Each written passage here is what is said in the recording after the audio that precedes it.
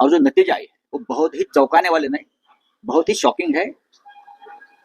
ऐसे नतीजे आने की उम्मीद किसी को नहीं थी, कोई लहर नहीं थी किसी की। नरेंद्र मोदी और अमित शाह को महाराष्ट्र क्यों वोट देगा? पूरा कैंपेन उनके खिलाफ चला, इसलिए कि महाराष्ट्र लूटने का पूरा एक कारस्तान यहाँ हो गया। यहाँ से पूरे उद्योग गुजरात में लेके हुए, इसलिए वोट दिया लोगों ने कि हमारा रोजगार गुजरात में मोदी जी लेके जा रहे हैं, चलो हम मोदी जी को वोट दे देंगे। इसलिए खुश है। महाराष्ट्र में किसानों की आत्महत्या चल रही है, महाराष्ट्र में बेईमानी हो गई। ये जो नतीजा आए है उसके लिए जिम्मेदार अगर कोई होगा, महाराष्ट्र की जो नुकसान हुआ है वो जस्टिस चंद्रचूड़ है, चीफ जस्टिस ऑफ इंडिया के पद पर बैठे व्यक्ति, जिसने समय पर अपना निर्णय नहीं दिया, अपनी जजमेंट नहीं दी डिस्क्वालिफिकेशन के बारे में। 40 लोगों ने बेईमानी की, जिस पार्टी से चुनकर आए थे वो पार्टी को छोड़कर दूसरे पार्टी में जाकर सत्ता में बैठे हैं। आपकी जिम्मेदारी है संविधान की रक्षा। आपने अगर निर्णय दिया होता तो ये हिम्मत आगे कोई नहीं करता। आपने वो आज भी वो खिड़की दरवाजे खुले रखकर आप वहां से रिटायर हो गए। आप कोई भी किसी तरह से पार्टी बदल सकता है या सरकार बना सकता है जिससे पार्टी अपनी पार्टी को छोड़कर, तो इतिहास चंद्रचूड़ साहब को कभी माफ नहीं करेगा और उनका नाम काले शाही में लिखा जाएगा एकदम, कि इस प्रकार की व्यक्ति अपने पद पर बैठी थी और 3 साल तक एक संविधान के खिलाफ बैठी हुई सरकार को प्रोटेक्शन देते रही। वो पार्टी किसकी है, वो चुनाव चिन्ह किसका है, उस बारे में 3 साल में निर्णय नहीं ले सकते थे। इतने बड़े बड़े फैसले देने की आप बात करते हो ना, राम मंदिर से लेकर ये क्या बोलते हैं बॉन्ड तक, इलेक्ट्रल बॉन्ड तक, और पब्लिसिटी का स्टंट करते रहे आप लोग। लेकिन एक संविधान के खिलाफ एक निर्णय एक बड़े राज्य में हुआ है, उसके बारे में आपने मुंह पर ताला रखा और तारीख पर तारीख का खेल में सबको उलझा कर रखकर आप रिटायर हो गए।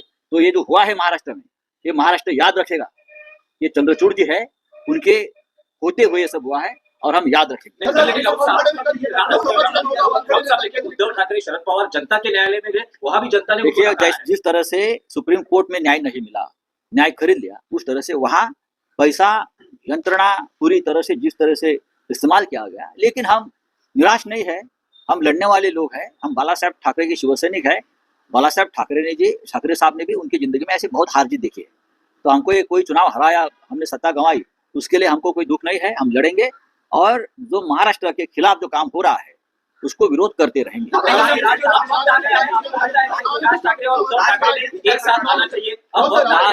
महाराष्ट्र की जनता दुखी है, उस निर्णय से खुश नहीं है। कहाँ जल्लोष है, देखा कहाँ है? ठीक है, बीजेपी के ऑफिस के सामने या एकनाथ शिंदे के वर्षा में मुख्यमंत्री के निवास पर कुछ हुआ होगा, लेकिन जो निर्णय हुआ है लोगों को, लोग अभी भी आश्चर्यचकित है। कैसा हुआ, क्या हुआ, ये क्या हुआ, कैसे हुआ, उस उलझन में लोग आज भी पड़े हैं। तो ये महाराष्ट्र के खिलाफ एक जो जनता का फैसला सुनाया गया है, ऐसे लोग बोलते हैं ऐसा नहीं है। तो हम लोग चाहेंगे, कल होने वाला है शपथ ग्रहण सोहरा, मैं तो कहूँगा ये महाराष्ट्र में नहीं होना चाहिए। ये सरकार गुजरात लॉबी ने लाई है, व्यापारी मंडल ने लाई है वहाँ के। तो शपथ ग्रहण सोहरा गुजरात का जो एक बड़ा स्टेडियम है मोदी जी के नाम से, उनके ऊपर होना चाहिए। अगर आप शिवाजी पार्क में करेंगे तो छत्रपति शिवाजी महाराज का अपमान होगा। अगर आप वानखेड़े स्टेडियम में करेंगे तो सामने ही हमारा 106 शहीदों का स्मारक है, महाराष्ट्र के लिए जो शहीद हुए थे उनका अपमान होगा। तो सबसे अच्छी जगह है गुजरात का जो स्टेडियम है, मोदी स्टेडियम, नरेंद्र मोदी स्टेडियम, उनके ऊपर ही शपथ ग्रहण सोहरा होना चाहिए और यही ठीक है उनके लिए। और जो लोग महाराष्ट्र पर प्रेम करते हैं वो सभी नेता हो, कार्यकर्ता हो, सभी ने इस सरकार का निषेध और धिक्कार करना चाहिए। और आने वाले दिनों में चुनाव हो गया है, राजनीति खत्म हो गई है, महाराष्ट्र की रक्षा के लिए, in the interest of Maharashtra, हम सबको एक आना पड़ेगा।